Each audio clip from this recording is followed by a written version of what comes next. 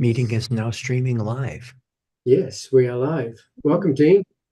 Thank you, Rich. Hey, guys, it's New Thought Tuesdays. Have you ever felt torn between your heart's desire and succumbing to the pressures of your ego? I have. Have you ever? That's what we are talking about, the power of connecting to your soul. And today we're going to talk about, we'll clarify what the soul is and how it expresses itself in your human experience.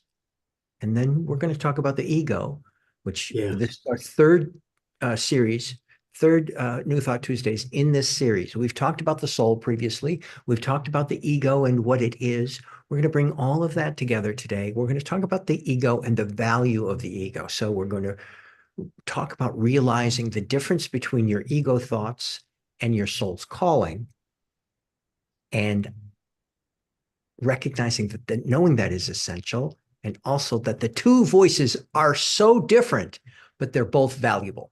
So that's what we're talking about today on New Thought Tuesdays. And here we've got my partner in crime, spiritual crime. No, my partner in crime, Mr. Rich Smith. hey, how you doing? So you got to determine which voice is which one's your ego, which one's your soul calling you forward. Yep. And we'll talk about that today. I got some stories. You got some stories, Dean? Well, let's start in on it. The whole thing, the idea of that soul's calling. I had a situation with a wonderful musical ensemble that I was a part of for a couple of years. I was directing this musical ensemble of people that I love. And I discovered in the process that I had to identify there was ego going on. I knew there was ego going on because there were things that Dean was pissed off about and wanted to fix. So I knew, it's like, well, is that ego or is that my soul's calling? Let's think. Ego. Okay, great. So I was able to identify the things that I was pushing against in this creative endeavor. And I really went into prayer for several months on this. There was prayer, there was meditation, there was human actions that I took. Because like I said, I love these people and I really wanted this to, wait for it, work. And what I found is, as I allowed myself to identify that ego voice, and also then be in the quiet moments of my soul's calling, being in the meditative moments of my soul's calling, allowing that which was love. There's love coming up. Like I said, I love these people. There was a love for creativity and artistry in musical expression that I also was experiencing. And I was not experiencing that in the musical ensemble to the extent that my soul was calling to. Yeah, And in that process, with a little bit of gnashing of teeth here and there, I was able to identify the loving path and what was to be done next, what was mine to do. So there was ego happening, there was humanville activity going on, there was a divine desire going on. I really, really wanted this to go, blah, blah, blah, blah. And I got into that quiet place and I allowed my ego's urge to come clear and move into that soul's calling, yeah, which was to move into a different direction. I moved out of that ensemble with great love and no gnashing of teeth. There's a little bit of resistance from others to have this move happening, but it was in my best interest. It was in my highest calling. It was my soul's calling. And I've been pursuing what came to me through that experience and moving forward.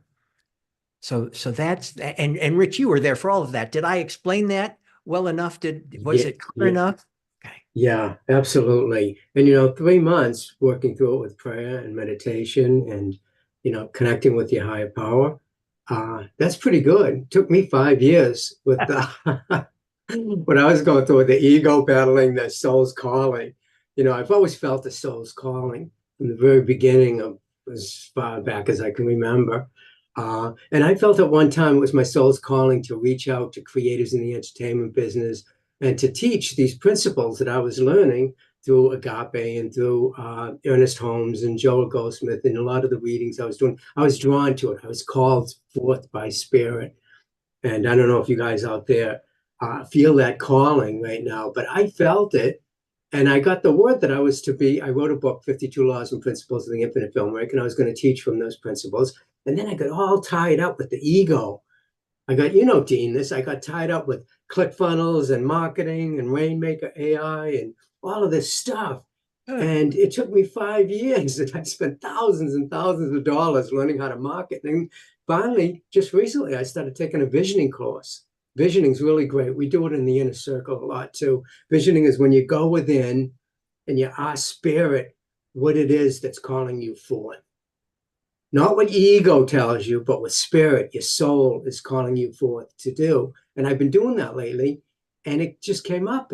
It's not marketing. I hate marketing, and I knew it, and I wasn't listening to that voice. I wasn't listening to my intuition. I was listening to my ego mind saying, you can make a lot of money selling books and all of this stuff. You got to get out there and you got to market, but I hate it, but you got to do it, and you don't have to do it. There's a great book that I'm reading called, excuse me, whoa, The Illusion of Money by Yeah. Kyle Cease. It's really good because he says why chasing money is stopping you from receiving it. And I believe that and he says in his book that if you're following your soul's calling, the money's going to come. It has to come. So Dean, let's talk about the soul's calling. And The soul's calling. Well, that's to recap, when we spoke about this in week 1, we talked about the soul's calling and how to identify what it is. And the way that I've most effectively identified that is through meditation. There's been prayer involved, there's visioning involved, there's affirmative prayer involved, and affirmations. But the place that it has really vibrated most for me has been in meditation. So for this practitioner, that's where I go to identify what the soul's calling is. Because even in the human world, with our human conditions, sometimes even those, oh, this feels great, this is terrific, I really want to go in this direction, this is great, is still the ego calling. Ego calling ego's not always just negative stuff. It's really it's like that energy of I'm going to do this. There's a little bit of forcing energy with the love that I was experiencing. So I find it clearest to go into meditation. And that's where as I expand my awareness and become the observer, that's when the voices start coming. And by voices, I call them angel voices. The idea is, as does my sister Ray, angel voices, the idea of those ideas that come to you in the quiet and peace, that come to you, that have a sense of balance and centered with them. Those ideas, that's what I've identified as my soul's calling. Yeah, you got to be quiet and peace just to hear that voice. And a lot of times you can hear it. I know with my visioning that I'm doing now, I hear it in visions. I see the thing unfolding as a vision. You may hear it as a voice. You may hear it as just a feeling of an emotion in your body. I don't feel like I'm moving in the right directions. I had that feeling all that time, though, 5 years that I was working with marketing and stuff. I just had the feeling, I hate doing this, but I wasn't listening to spirit. And spirit has unlimited potential. Our true purpose is to express that divine world, that divine entity of who we are as creatives in the entertainment business. We are spiritual beings living a physical experience. And I always said, by far, the greater part of us is spiritual. And it's that spiritual part that called forth. Are you being called right now to create something of a higher consciousness, something, create maybe films that kind of inspire and enlighten and entertain rather than films that you're making and you don't really want to be doing it, but you're doing it for the money, or for the success of the prestige. That's the ego. But when the voice, when that, we're all called by name, who we are. Infinite intelligence knows us better than we know ourselves. And it calls us forth by according to who we are. What are our talents? What are our desires? What do we feel good about? How do we want to express that inner soul being of who we are? That is already perfect, whole, and complete. And so, yeah, Dean, as you were saying, that it's a feeling tone too that you have to Well, be like you were saying, be still. we are spiritual beings with unlimited potential. And so the idea of identifying your soul's calling is going into a place where we recognize that our thoughts create our reality. Yeah, Our thoughts create that human condition that we're experiencing, and we manifest our desires and live authentically. This is the part of getting clear about the soul's calling, is living authentically and using the power of affirmative prayer, a power of meditation, that constantly you use the tool and you test it out. You use it out in the world, and if you're coming up and it's like, oh, I hate this, like you were saying, I hate this marketing. Well, when hate seems to be present, it's a pretty, I wonder if this is ego or not. Like you're saying, ego, when we find ourselves in the ego, pull yeah, back, give a vision of a bigger perspective. but ego can be good too, because Absolutely. that's what it took me, 5 years and spending thousands of dollars to get to this place where I go, aha, maybe I had to get so frustrated with what I was doing that I took this class at Agape called Visioning, but I had to go through that to take that class. You get everything you need exactly when you need it and how you need it, That's and where through the means that you're able to create it. that's where we're talking about today, these what are called egoic limitations. I love the word egoic. You're transcending egoic limitations is a big science of mind concept, just transcending these egoic limitations. But limitations can point you in the direction of infinite possibility. When Yeah. you're sitting there with an idea of limitation, something that's just pointing your ego, it's a wonderful opportunity to take that egoic idea and say, okay, what is a higher calling for me? What is a higher calling? I'm experiencing and expressing an expression of life that is not what I'm wanting right now. What is it that I'm wanting? Knowing what you don't want is very helpful, to know to point yourself in the direction of what you do want. And that's why the egoic voice is so important. It sets up, oh, well, that's pretty limiting. Is that how is that happening for me? Well, it points me in the direction of something that I prefer, something that I want even more deeply. So that's where So we bring in those tools. yeah, let's talk about the tools, because it took you 3 months to kind of come to a realization of using these tools. It took me 5 years. But let's talk about some of the tools, mindful techniques that we use just to be mindful. To me, it's being mindful of my connection with the infinite power and presence of the universe. Just knowing that I'm connected to God, divine presence, whatever you want to call it, and that it's unlimited and it's not withholding anything from me.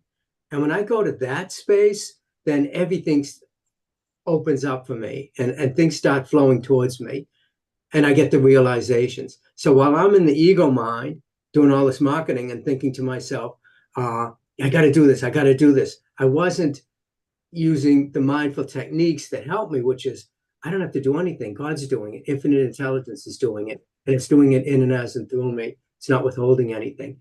And if I can get to that mindset a lot quicker than wasting all of this time with the ego, it would really benefit me. And it would benefit you guys too. When you come into the inner circle, we're going to talk about these techniques that we use. And you can learn how to use them so that you can break free too of these limitations, these limited thoughts that are keeping you stuck. If you're feeling stuck, you may not be feeling stuck.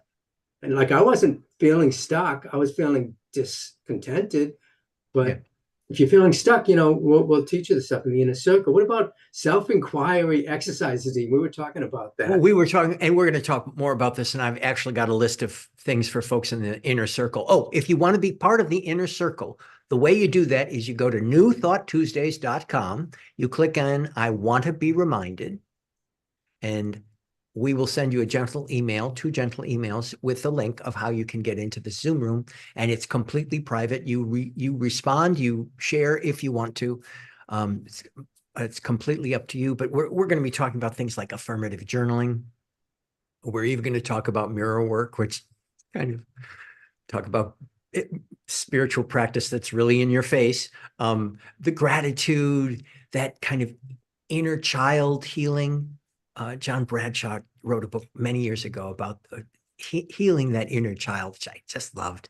The shadow work, identifying that which is the dark section of appearances in your life and how to use that. Again, very similar to how you use the ego to point you in a direction of where you are wanting to go.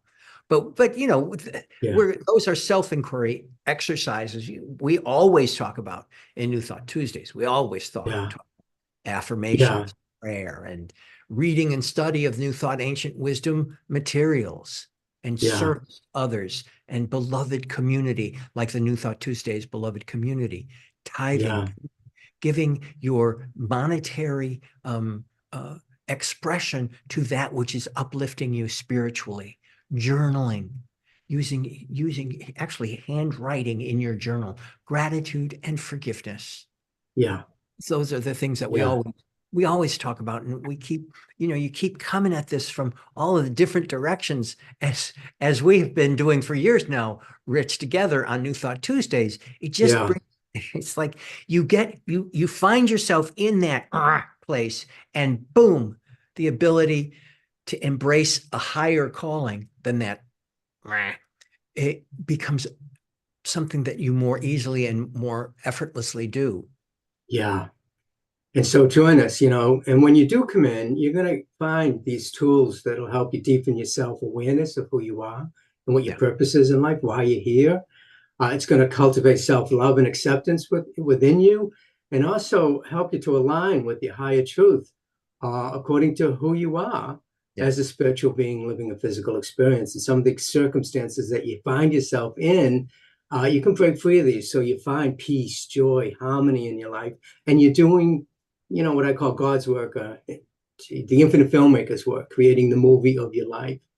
And when you're doing that, you're in alignment with your calling and who you are meant to be, according to your qualities and who you are, your gifts and your talents and all of that. And that's what we all want to express as creatives. So join us in the inner circle. Did we tell them how to get into the inner We circle? we we did just, I told him just a few seconds ago, and I am going to say thank you to all of you, and I will see you in the inner circle. We've got some fun things in store for you Awesome. So we'll see you there. We'll see you next Tuesday too.